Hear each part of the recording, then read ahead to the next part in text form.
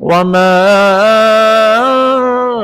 أرسلناك إلا رحمة للعالمين. وقال رسول الله صلى الله عليه وسلم: فضلت على الأنبياء ب6: أعطيت جوامع الكلم، ونصرت بالرعب، وأحلت للغنائم، وجعلت للأرض مساجدا وطهورا، وأرسلت إلى الخلق كافة، وختم بالنبيون، أو كما قال النبي عليه الصلاة والسلام. صدق الله مولانا العظيم، وصدق رسوله النبي الكريم، ونحن على ذلك من الشاهدين والشاكرين، والحمد لله رب العالمين. আমরা সবাই দুরূদ শরীফ পড়ি। اللهم صل على محمد وعلى آل محمد كما صليت على إبراهيم وعلى آل إبراهيم إنك حميد مجيد. اللهم بارك على محمد وعلى آل محمد كما باركت على إبراهيم وعلى آل إبراهيم إنك حميد مجيد. الحمد لله। সমস্ত প্রশংসা মহান আল্লাহ পাক রব্বুল আলামিনের, যিনি আমাদেরকে আজ পবিত্র জুমার দিনে আল্লাহর ঘর দুনিয়ার মধ্যে সর্বোত্তম স্থান মসজিদে সবার আগে আগে আসার বর্ষার আলোচনা বলা এবং শোনার তৌফিক দান করেছেন। এই জন্য অন্তরস্থল থেকে শুকরিয়া আদায় করি, আলহামদুলিল্লাহ। এখন হলো রবিউল আউয়াল মাস চলে, আরবিতে রবিউল আউয়াল মাস এবং আগস্ট মাস চলে। তাহলে রবিউল আউয়াল মাসের সাথে আমাদের প্রিয় নবী মুহাম্মদুর রাসূলুল্লাহ সাল্লাল্লাহু আলাইহি ওয়াসাল্লামের তিনার জীবন এবং তিনার ওয়াফাত প্রাপ্তি, এই দুইটা সম্পর্কিত। সুতরাং এই মাসে বেশি বেশি আল্লাহর নবী সাল্লাল্লাহু আলাইহি ওয়াসাল্লামের জীবনী থেকে আমাদের আলোচনা করতে হবে এবং সাথে সাথে আমাদের জীবনকে সেই আলোয় আলোকিত করতে হবে। নবীর সুন্নাহ দ্বারা আমাদের জীবনকে সাজাতে হবে। নবীর জীবনী যত বেশি আলোচনা করব, আমার জীবনে ধরেন বিভিন্ন ধরনের সমস্যা আসতে থাকবে। প্রত্যেকটা মানুষ সে শিশু ছিল, তারপরে কিশোর হয়েছে, যুবক হয়েছে, এরপরে কি বয়স্ক হয়েছে, আস্তে আস্তে বৃদ্ধ হবে। তা প্রত্যেকটা বয়সী মানুষের জন্যই আল্লাহ নবী সাল্লাল্লাহু আলাইহি ওয়াসাল্লামের এই জীবনাচরিত এটা অনুসরণীয়। আল্লাহ নবীর শৈশব যেমন ছিল সেরকম শৈশব আমাদেরকেও গড়তে হবে, আমাদের বাচ্চাদেরকেও সেইভাবে তালিম তরবিয়ত দিতে হবে। আবার আল্লাহ নবী সাল্লাল্লাহু আলাইহি ওয়াসাল্লামের বয়স যখন 12 বছর ছিল, 15 বছর ছিল, 18 বছর ছিল, 20 বছর ছিল, তখন তিনি কিশোর জীবনে কেমন কাজ করেছেন সে সমস্ত কার্যাবলী আমাদের যারা স্কুল কলেজে পড়ে তাদের জন্য অনুসরণীয়।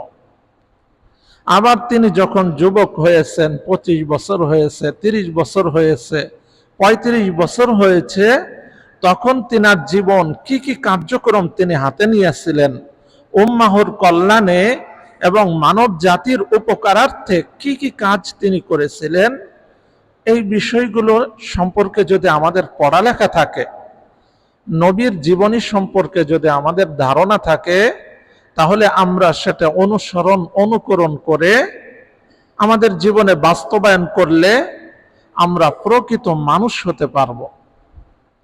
এই জন্য প্রিয় নবী সাল্লাল্লাহু আলাইহি ওয়াসাল্লামের জীবনী পাঠ করা, তিনার জীবনকে আমাদের জীবন সেইভাবে ফিট করা, এটা প্রকৃত উম্মতের দায়িত্ব, কর্তব্য।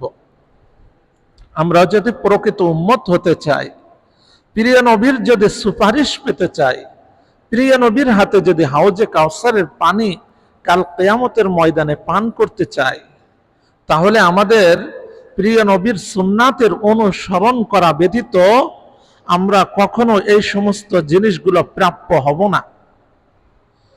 এজন্য আমাদের নবীর সুন্নাতকে আমাদের জীবনে বাস্তবায়ন করতে হবে। আমাদের ছেলে মেয়ে যারা আছে তাদের জীবনে বাস্তবায়ন করানোর জন্য চেষ্টা করতে হবে। পারিবারিক জীবন, সামাজিক জীবন, রাজনৈতিক জীবন, আন্তর্জাতিক ক্ষেত্রে, প্রতিটা ক্ষেত্রেই যেন নবীর সুন্নাহকে আমরা অনুসরণ করতে পারি। এই জন্য নবীর জীবনের বিভিন্ন ধাপ আছে। নবী ব্যবসা করছেন, তাই না? নবী চাকরি করছেন, আবার নবী ছাগলও চড়িয়েছেন, বকরিও চড়িয়েছেন, আবার নবী রাষ্ট্র পরিচালনা করছেন, আবার নবী পিতাও ছিলেন।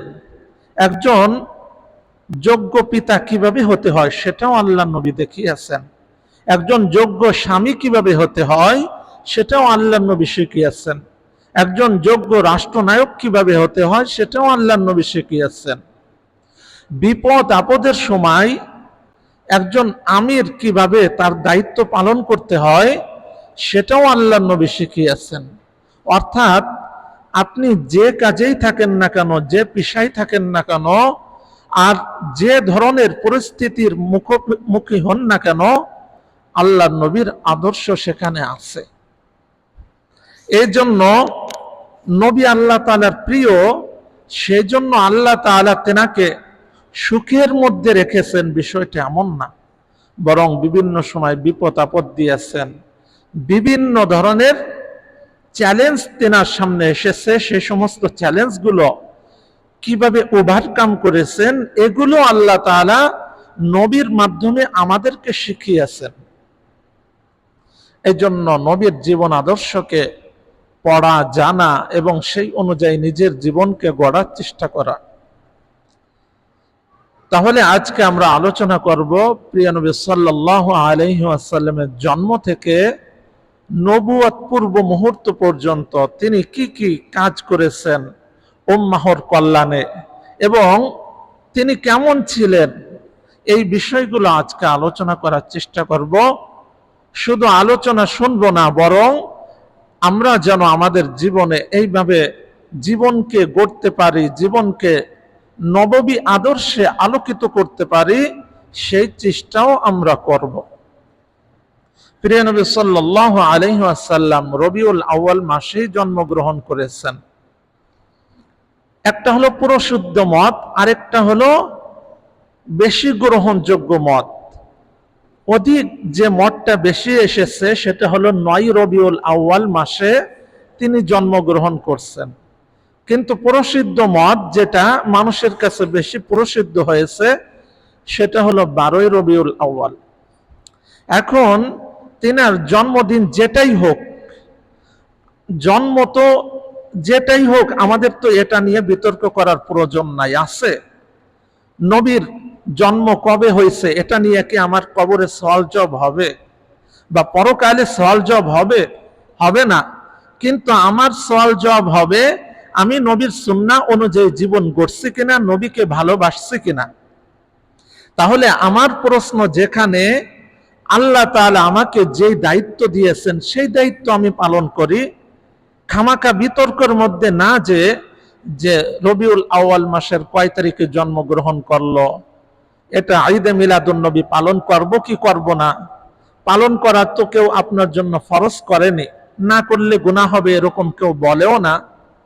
সুতরাং তর্ক বিতর্কের মধ্যে আমরা না যে, বরং নবীর যে আদর্শ আছে এই আদর্শকে যদি আমরা জীবনে কাজে লাগাতে পারি, তাহলেই এটা আমার জন্য পরকালীন জীবনে নাজাতের ফয়সালা হয়ে যাবে, আমি প্রকৃত উম্মত হতে পারবো। প্রিয় নবী সাল্লাল্লাহু আলাইহি ওয়াসাল্লাম যখন জন্মগ্রহণ করেন, তখন দেখা গেছিল তিনার একটা নূর, তিনি জন্মগ্রহণ করার সাথে সাথে তিনার থেকে একটা নূর পুরো সামদেশ, সামদেশ বলতে বর্তমানে সিরিয়া, জর্ডান, ফিলিস্তিন বা এই যে তুরস্কের কিছু অংশ নিয়ে এই যে বর্তমান বিরাট একটি বিভিন্ন রাষ্ট্রের সমন্বয়, এটা তখনকার যুগে সামদেশ হিসেবে পরিচিত। এই সামদেশ পুরোটা আলোকিত হয়ে গেছিল। সুবহানাল্লাহ বলেন, সুবহানাল্লাহ। তাহলে এই যে নূর, দুনিয়ায় যে আল্লাহর নবীর নূর এসেছে, এই নূরের মাধ্যমে সারা জগৎকে তিনি আলোকিত করছেন। এটা হলো প্রিয় নবী সাল্লাল্লাহু আলাইহি ওয়াসাল্লামের একটা মুআজিজা। সাথে সাথে এটা বলা হয়, তখনকার যুগে অগ্নি পূজক ছিল, মানে আগুনের পূজা করত। সেই অগ্নি পূজকদের যে আগুন জ্বলতেছিল, প্রিয় নবীর জন্মের সাথে সাথে সেই আগুনগুলো, অগ্নি পূজকদের আগুনগুলো সবগুলো নিভে গেল। বলুন সুবহানাল্লাহ। অর্থাৎ আল্লাহ তাআলার পক্ষ থেকে দুনিয়াবাসীর নিকট একটা মেসেজ, একটা বার্তা, যে আমার হিদায়াতের যে নূর, আমার হিদায়াতের যে রিজাল প্রিয় নবী সাল্লাল্লাহু আলাইহি ওয়াসাল্লামকে আমি দুনিয়ায় পাঠিয়েছি। সুতরাং যত মাবুদ আছে, যেগুলো গায়রুল্লাহ ব্যতীত যত উপাস্য আছে, সব উপাস্য আজ থেকে বিলীন হয়ে যাবে, সত্যের প্রকাশ সারা বিশ্বব্যাপী ছড়িয়ে পড়বে। এটারই একটা মেসেজ হলো এটা। এরপরে বুহাইরা নামক যে গির্জা আছে, এই গির্জার 14টি পিলার সাথে সাথে ধসে পড়েছিল। বলুন সুবহানাল্লাহ। অর্থাৎ প্রিয় নবীর আগমনের যে একটা প্রভাব, তাসির, এটা কিন্তু সারা বিশ্বব্যাপী পড়েছিল, কিন্তু হয়তো তারা অনুভব করতে পারে নাই। তারা হয়তো মনে করছে ভূমিকম্প হয়েছে বা কোনো সমস্যা হয়েছে, কিন্তু তারা যে এই যে আল্লাহর নবীর আগমনের কারণে এগুলো হয়েছে, তারা এটা কল্পনা করতে পারে নাই। এইভাবে প্রিয় নবী সাল্লাল্লাহু আলাইহি ওয়াসাল্লামের মাধ্যমে আল্লাহ তাআলা তিনার এই যে মুআজিজা, এই মুআজিজাকে দেখিয়েছেন। তেনার যখন জন্ম হয়, সর্বপ্রথম তেনার নাম আব্দুল মুত্তালিব। তেনার দাদা কাবা ঘরে চলে গেলেন, কাবা ঘরে যে আল্লাহ তাআলা শুকরিয়া আদায় করছেন এবং সাথে সাথে নাম রেখেছেন মুহাম্মদ। মুহাম্মদ নাম মানেই হলো প্রশংসিত। তাহলে দেখবেন প্রিয় নবী সাল্লাল্লাহু আলাইহি ওয়াসাল্লামের পূর্বে এই নাম কারো রাখা হয় নাই। এত সুন্দর নাম হাজার হাজার বছর ধরে কেউ রাখে নাই। তো আল্লাহ তাআলা প্রিয় নবী সাল্লাল্লাহু আলাইহি ওয়াসাল্লাম যেরকম ফজিলতপূর্ণ, তিনার নামের অর্থ এতটা সুন্দর, মুহাম্মদ সাল্লাল্লাহু আলাইহি ওয়াসাল্লাম। এবং তিনি শুকরিয়া আদায় করলেন। তিনি যখন জন্মগ্রহণ করলেন, জন্মের পর দুগ্ধ পান করানোর জন্য আবু লাহাবের যে কৃতদাসী ছিল সোয়াইবা নাম তার, সেই সোয়াইবার থেকে তিনি দুধ পান করেছিলেন সর্বপ্রথম। হালিমা সাদিয়া তো পরবর্তীতে এসেছেন, কিন্তু প্রাথমিক পর্যায়ে আবু লাহাবের যে কৃতদাসী ছিল সোয়াইবা, তার থেকে তিনি দুধ পান করছিলেন। এই সোয়াইবা থেকে আবার প্রিয় নবী সাল্লাল্লাহু আলাইহি ওয়াসাল্লামের চাচতো ভাই যিনি আছেন, সেই চাচতো ভাইও কিন্তু এখান থেকেই দুধ পান করছিলেন। এই জন্য এই দুজনই দেখা যায় তিনার কি দুগ্ধ ভাই।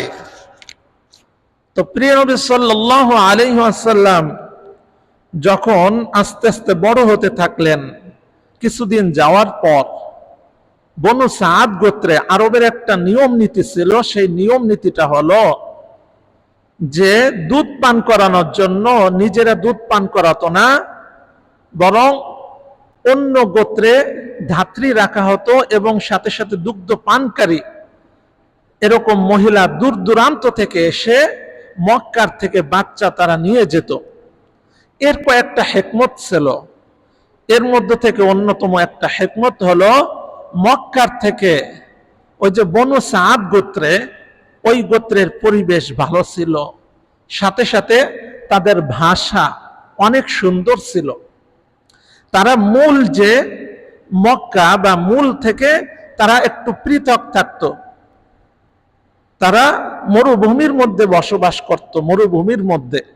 তাদের ভাষাগত যোগ্যতা অনেক সুন্দর ছিল, মানে স্পষ্ট ভাষী যে আরব ছিল, এই আরবি তারা বলতো।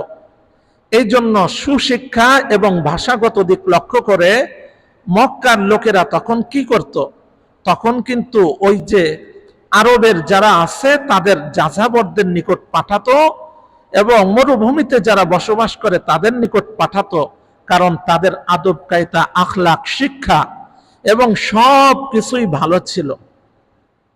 বর্তমান আরবেও এটার কিন্তু প্রচলন আছে। কোনটার প্রচলন? যে বর্তমান মক্কা মদিনা বা এই যে সমস্ত এলাকাগুলো আছে, শহরগুলো আছে, এখানে মিশ্র লোক থাকে, অর্থাৎ এখানে বিভিন্ন দেশের লোক থাকে, ভালো মানুষও আছে, মন্দ মানুষও আছে। কিন্তু যারা মক্কায় এখনো মরুভূমির মধ্যে যাযাবার হিসেবে থাকে, বা যারা মরুভূমির মধ্যে আলাদা গোত্র হিসেবে থাকে, ওই যে শায়েক বলা হতো, গোত্র প্রধানকে কি শায়েক বলা হতো, সেই সিস্টেম কিন্তু এখনো অনেক আরবের ভিতরে মরুভূমির মধ্যে অনেক জায়গায় আছে। তারা কিন্তু পরিপূর্ণ শরিয়াত অনুযায়ী তারা শাসন কার্য পরিচালনা করে, মূল থেকে আলাদা, এবং তারা পরিপূর্ণ দিনদার এবং পরিপূর্ণ মুসলমান, মুত্তাকি মানুষ। বর্তমানেও এটা আছে। তাহলে প্রিয় নবী সাল্লাল্লাহু আলাইহি ওয়াসাল্লামকে তিনাকে নেওয়ার জন্য যখন সাদ গোত্র থেকে আসা হলো, হালিমা সাদিয়া এবং তিনার স্বামী যখন আসলেন, তিনাদের যে গাধাটা ছিল, গাধা ছিল দুর্বল, খুবই দুর্বল। যখন আসতেছিলেন মক্কায়, তখন এতটাই দুর্বল ছিল যে সবার পিছনে পড়ে গেছে। সবাই আরো তিনাদের উপর অতিষ্ঠ হয়ে গেছে যে তোমার জন্য দেরি হয়ে যাচ্ছে আমাদের, তাড়াতাড়ি আসো। এক কাফেলাই তো আসা লাগে, আলাদা আলাদা তো আসা যায় না। যখন মক্কায় আসলেন, মক্কায় আসার পর সবাই ধনী ধনী মানুষের যে শিশুগুলো আছে সেগুলোকে নিলেন, কিন্তু কেউ প্রিয় নবী মুহাম্মদুর রাসূলুল্লাহ সাল্লাল্লাহু আলাইহি ওয়াসাল্লামকে, শিশু মুহাম্মদকে কেউ নিতে চায় না। কেন নিতে চায় না? যে তিনি হলো ইয়াতিম, আর একজন ইয়াতিম সন্তানের জন্য কতটুকুই বা মজদুরি, কতটুকুই বা প্রাপ্য আমাদেরকে দিতে পারবে, এটা চিন্তা করে কেউ তেনাকে নিতে চায় না। যখন সবাই শিশু নিয়ে গেল, অবশিষ্ট রইল মুহাম্মদ নামের শিশু, তখন হালিমা সাদিয়া রাদিয়াল্লাহু তাআলা আনহা তিনার স্বামীকে বলতেছেন, প্রিয় স্বামী, এখন কি করার? খালি হাতে ফিরে যাওয়ার চাইতে আমরা তার চাইতে প্রিয় নবীকে সাথে নিয়ে যাই। তখন তো আর তিনি প্রিয় নবী ছিল না, তখন শিশু মুহাম্মদকে আমরা সাথে নিয়ে যাই, হয়তো আল্লাহ তাআলা এর মধ্যে আমাদের জন্য কোনো কল্যাণ রেখে দিলেও দিতে পারেন।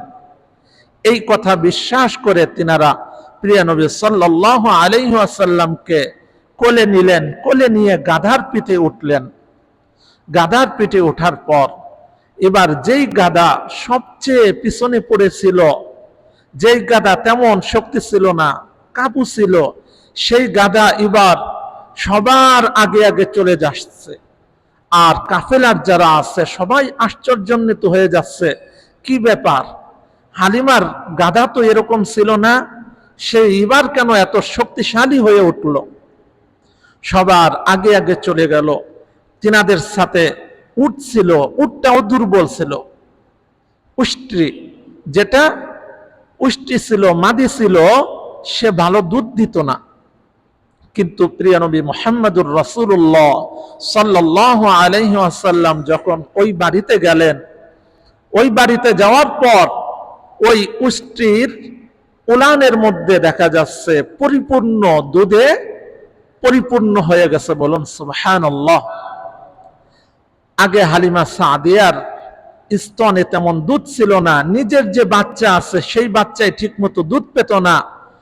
আর এখন দেখা যায় প্রিয় নবী সাল্লাল্লাহু আলাইহি ওয়াসাল্লামের বরকতে ভরপুর দুধ পায়। দুই ভাই তারা একসাথে দুধ পান করে।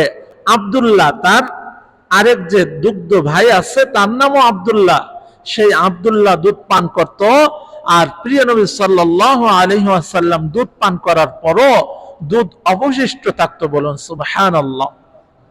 কিন্তু আল্লাহর নবী সাল্লাল্লাহু আলাইহি ওয়াসাল্লামকে দুনিয়ায় আল্লাহ তাআলা ইনসাফকারী হিসেবে প্রেরণ করেছেন, যে তিনি ইনসাফ দুনিয়ায় প্রতিষ্ঠা করবেন। সেই জন্য প্রিয় নবী সাল্লাল্লাহু আলাইহি ওয়াসাল্লাম কখনো যে তিনার ডান পাশের স্তন থেকে দুধ পান করত, কোনোদিন বাম পাশের স্তন দিয়ে তিনার ভাইয়ের জন্য রেখে দিয়েছেন, কিন্তু বাম পাশের স্তন থেকে কখনো দুধ পান করেননি। বলুন সুবহানাল্লাহ। অর্থাৎ এই যে ইনসাফের যে পরিচর্যা, ইনসাফের যে অনুশীলন, প্র্যাকটিস, এই প্র্যাকটিসটা আল্লাহ তাআলা প্রিয় নবীর দ্বারা শিশু বয়স থেকে, যখন তিনি বুঝতেন না তখন থেকেই আল্লাহ তাআলা এই শিক্ষাগুলো দিয়েছেন। সুবহানাল্লাহ। তাহলে এই শিক্ষার গুরুত্ব অনেক বেশি। ইনসাফ প্রতিষ্ঠা করার জন্যই আল্লাহ তাআলা প্রিয় নবী সাল্লাল্লাহু আলাইহি ওয়াসাল্লামকে দুনিয়ায় পাঠিয়েছেন। তাহলে বরকতের দ্বারা ভরপুর হয়ে গেল হালিমার ঘর। তখন তিনারা বুঝতে পেরেছেন যে এ কোনো স্বাভাবিক অন্য 10টা শিশুর মতো নয়, বরং এটা হলো আল্লাহ পাক রব্বুল আলামিনের পক্ষ থেকে রহমত। যখন 3 বছর হয়ে গেল, 3 বছর হয়ে যাওয়ার পর 2 বছর দুধ ছেড়ে দিয়েছে। দুধ ছেড়ে দেওয়ার পরও এবার হালিমা সাদিয়া আমিনার কাছে চিঠি লিখেছে যে এই যে শিশু আছে, আমরা একে ছাড়তে চাই না, দুধের সময় শেষ হয়ে গেছে, তারপরও আমরা একে রেখে দিতে চাই, কেননা এর দ্বারা আমার সংসারে, আমার পরিবারের মধ্যে বরকত ঢুকেছে, এই জন্য আমরা আরো রেখে দিতে চাই। তখন আমিনা প্রিয় নবীর মাতা তখন বললেন, ঠিক আছে রেখে দাও। প্রিয় নবী সাল্লাল্লাহু আলাইহি ওয়াসাল্লামের যখন বয়স 4 থেকে 5 বছর হলো, তখন তিনি অন্য বাচ্চাদের সাথে খেলাধুলা করছিলেন। এমত অবস্থায় হঠাৎ জিবরাইল আলাইহিস সালাম আসলেন। এসে প্রিয় নবী সাল্লাল্লাহু আলাইহি ওয়াসাল্লামের যে সিনা সাকের যে ঘটনা, অর্থাৎ হার্ট সার্জারি, প্রিয় নবী সাল্লাল্লাহু আলাইহি ওয়াসাল্লামের হার্ট সার্জারি হয়েছিল 4 বার। এই 4 বার, একবার হলো তিনার 4 থেকে 5 বছর বয়সের সময়, আরেকটা 10 বছর বয়সের সময়, আরেকবার হয়েছিল প্রিয় নবী সাল্লাল্লাহু আলাইহি ওয়াসাল্লামের নবুয়তের সময়, আরেকবার হয়েছিল মিরাজের আগে। এই 4 বার প্রিয় নবী সাল্লাল্লাহু আলাইহি ওয়াসাল্লামের সিনা সাক হয়েছিল। আল্লাহ তাআলা সিনাকে, কলবকে পবিত্র করেছিলেন জমজমের পানির দ্বারা। বলুন সুবহানাল্লাহ। এই যে এর পক্ষে সাহাবা ইকরাম বিভিন্ন সময় বলেছিলেন যে আমরা দেখেছি প্রিয় নবী সাল্লাল্লাহু আলাইহি ওয়াসাল্লামের বুকের এখানে একটা সেলাই। তাহলে এটা কেন করলেন? আল্লাহ তাআলা এই সিনা সাকের মাধ্যমে যত আমাদের কলবের মধ্যে যেরকম ভাবে অপবিত্রতা থাকে, যেমন অপবিত্রতা গুলো কি কি? হিংসা থাকে, বিদ্বেষ থাকে, এবং এমন রাগ যেগুলো মানুষের ক্ষতি করে, হিংসা, বিদ্বেষ, অহংকার, এই সমস্ত গুলো কিন্তু রোগ, একটা রোগ। এই রোগকে আল্লাহর নবীকে পবিত্র করার জন্য যত কলবের রোগ আছে, সমস্ত কলবের রোগ থেকে পবিত্র করে আল্লাহ তাআলা তেনাকে পবিত্র করার জন্য এই সিনা সাক করেছিলেন, হার্ট সার্জারি করিয়েছিলেন। যখন হার্ট সার্জারি করা হয় জমজমের পানির দ্বারা করা হয়। জমজমের পানির ফজিলত অনেক বেশি, অনেক বেশি। এই জন্য প্রিয় নবী সাল্লাল্লাহু আলাইহি ওয়াসাল্লাম, ইবনে মাজার মধ্যে একটা হাদিস বর্ণিত হয়েছে, যে ব্যক্তি জমজমের পানি যে আশায় পান করবে, আল্লাহ তাআলা তার আশাকে পূর্ণ করে দেবেন। বলুন সুবহানাল্লাহ। একজন অসুস্থ মানুষ যদি সে চিন্তা করে যে এই জমজমের পানি পান করতেছে, হে আল্লাহ, এর ওসিলায় আপনি আমার সমস্ত রোগ, শারীরিক রোগ, মানসিক রোগ, কলবের রোগ, সব রোগ আপনি দূর করে দেন। এই যে দোয়ার বদৌলতে জমজমের পানির ওসিলায় আল্লাহ তাআলা ওই সমস্ত রোগ থেকে তাকে সুস্থ করবেন। বলুন সুবহানাল্লাহ। এই জন্য আমরা অনেকেই আছি হতাশ হয়ে গেছে, কখনো ভারতে যায়, তাই না, কখনো সিঙ্গাপুরে যায়, কখনো চাইনায় যায় উন্নত চিকিৎসার জন্য। দুনিয়ায় এমনও অনেক মানুষ আছে যাদের থেকে ঘটনা শুনবেন সব জায়গায় ঘুরে ফিরে এসে সর্বশেষ মদিনায়, সর্বশেষ মক্কায় যে যখন জমজমের পানি পান করছে, আল্লাহ তাআলা তাকে পরিপূর্ণ সুস্থতা দান করছেন। বলুন সুবহানাল্লাহ। এই জন্য জমজমের পানি একটা বরকতময় পানি। জমজমের পানি সম্পর্কে আল্লাহর নবী সাল্লাল্লাহু আলাইহি ওয়াসাল্লাম অন্য হাদিসে বলেন, জমজমের পানি হলো শিফা। এটা মানুষকে সুস্থ করে। সাথে সাথে আপনারা যে পানি পান করেন এটা তৃষ্ণা নিবারণ করে। মানে আপনি পানি পিপাসার্থ হয়েছেন, তৃষ্ণা নিবারণ করে।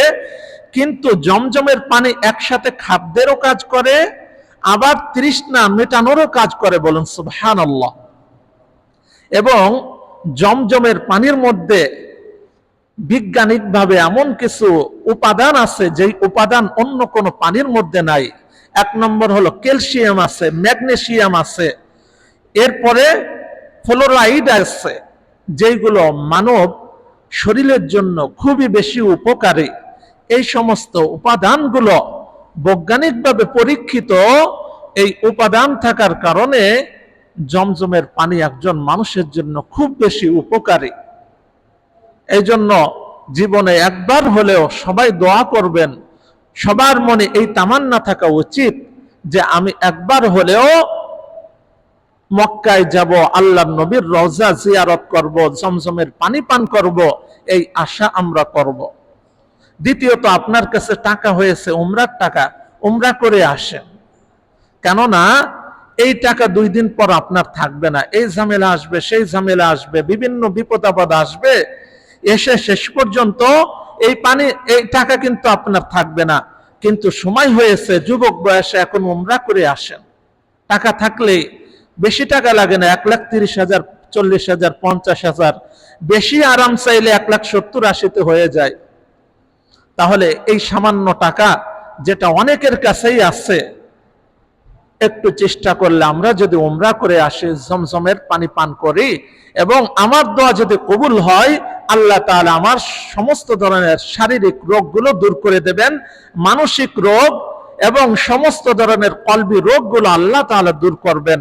এই জন্য আমরা সবাই ইনশাআল্লাহ নিয়ত করতে পারি না? ইনশাআল্লাহ আল্লাহর কাছে দোয়া করব, আল্লাহ তাআলা যেন আমাদেরকে এই সামর্থ্য দেন যে মক্কা মদিনা জমজমের পানি, এই ফজিলতপূর্ণ জায়গা, ফজিলতপূর্ণ মাকানে আমরা যেন সফর করতে পারে। আল্লাহ তাআলা সবাইকে তৌফিক দান করুন। সবাই বলুন আমিন। ওয়া আখিরু দাওয়ানা আনিল হামদুলিল্লাহি রাব্বিল আলামিন।